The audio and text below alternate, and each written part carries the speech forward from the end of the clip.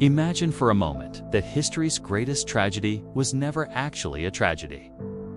What if somewhere in Egypt today, hidden beneath the sands, or perhaps in some secret location known only to a few, the lost library still stands? Welcome to the What If series, where we try and answer the great mysteries of the past. Today, what if the Library of Alexandria was never destroyed? The Library of Alexandria, founded in the city of Alexandria in Egypt around the year 200 BC by Ptolemy III Euergetes, was intended to be a research institute as well as a repository of knowledge. It aimed to collect all the world's knowledge in one place, making it the world's first true library in the modern sense. In its heyday, it is thought to have contained somewhere around 500,000 scrolls and 90,000 volumes, an astonishing achievement for the time and a testament to the scholarship of the ancient world.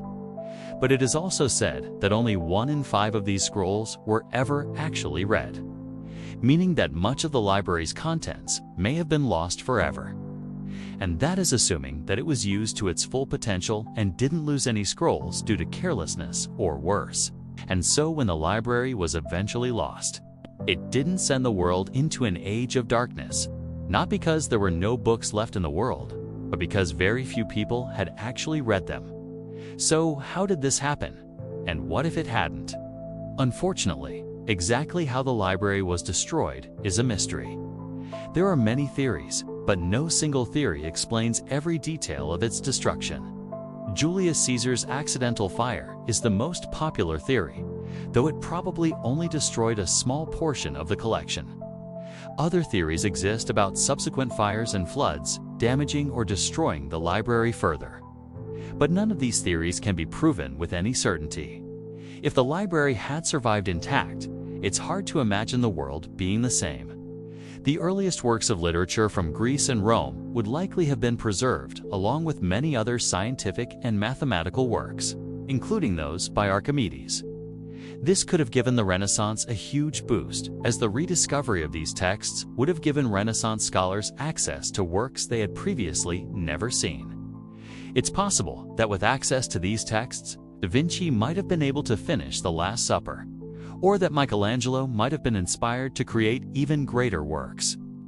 But perhaps more importantly, with all these texts preserved, the Islamic world may have been more open to preserving Greek and Roman texts themselves. Many scholars believe that the Islamic world at the time was more scientifically minded and open than their European counterparts. So, with better access to scientific and mathematical texts, the Islamic world may have made more discoveries sooner. For example, Euclid's Elements was lost in Europe for many centuries, but it survived in the Islamic world. It was only through the efforts of Gerard of Cremona that its contents were translated into Latin, and thus preserved in the West. Had the library never been lost, this translation may have been unnecessary. But perhaps the most important impact of the library's survival would have been the realization that much of classical antiquity had been lost. With all these texts in one place, scholars would have been able to compare different translations, leading to more accurate readings. This would have inspired more scholars to study the classics and work towards translating more and more texts. This would have led to a more rapid spread of classical learning across Europe, potentially speeding up the Renaissance by decades or even centuries. Of course, this is pure speculation.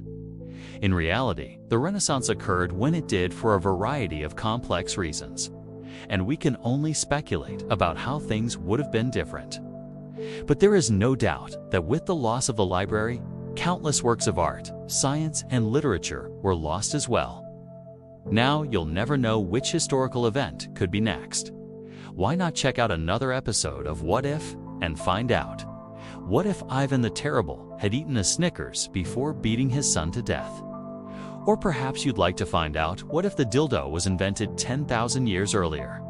The possibilities are endless. Thanks for watching Parallelish, where imagination bends reality. I'm Nova, your guide through the unknown.